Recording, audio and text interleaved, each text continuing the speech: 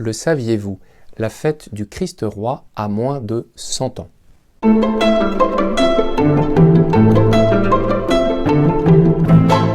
Bonjour à tous, je profite d'un événement liturgique, la fête du Christ roi, pour vous proposer un nouveau format sur ma chaîne que j'ai intitulé « Le saviez-vous » Aujourd'hui donc, je vous propose un saut dans l'histoire.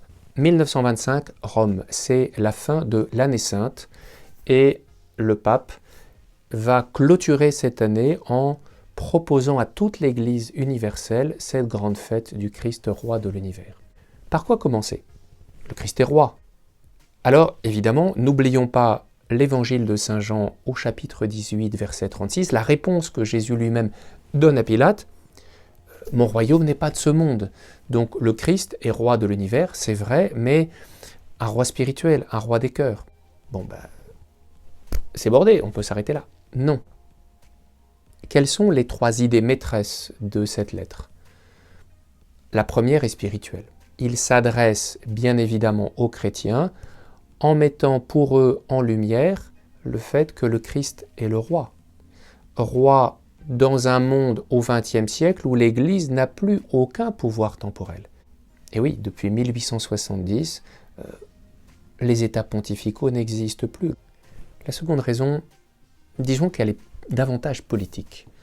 Il s'adresse aux puissants de son époque, à ceux qui ont une autorité civile, en leur disant « Vous avez pris soin d'écarter la foi, l'Église de la sphère publique, et vous devriez faire attention et bien mesurer ce qu'apporte Jésus, ce qu'apporte l'Évangile, la transcendance dans une société. » Au numéro 18, on peut par exemple lire « Les ambitions effrénées qui se couvrent bien souvent du masque de l'intérêt public et de l'amour de la patrie avec leurs tristes conséquences, les discordes civiles, un égoïsme aveugle et démesuré qui, ne poursuivant que les satisfactions et les avantages personnels, apprécie toute chose à la mesure de son propre intérêt. » Que fait remarquer le pape? Tout simplement que le bien commun est en train de disparaître. La dernière raison, qualifions-la de diplomatique. En effet, l'Église a un rôle à jouer dans le concert des nations. Il faudra attendre 1929 pour que l'État du Vatican existe de manière diplomatique sur le monde international.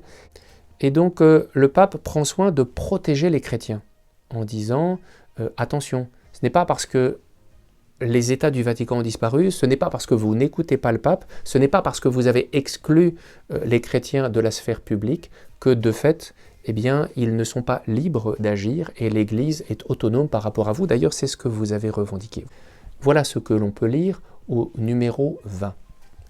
Instituée par le Christ sous la forme organique d'une société parfaite en vertu de ce droit originel, elle ne peut abdiquer la pleine liberté et indépendance complète à l'égard du pouvoir civil.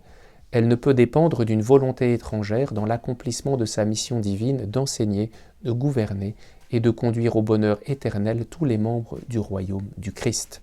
Ce que le Saint-Père dit, c'est que l'Église possède par essence une indépendance complète et totale. Acceptez-la, vous, les hommes politiques de cette époque. Elle n'est pas dangereuse, bien au contraire. Vous voyez, l'actualité de ce texte, il est intéressant. Et donc, en fait, l'institution de cette fête du Christ roi, elle n'est pas du tout neutre.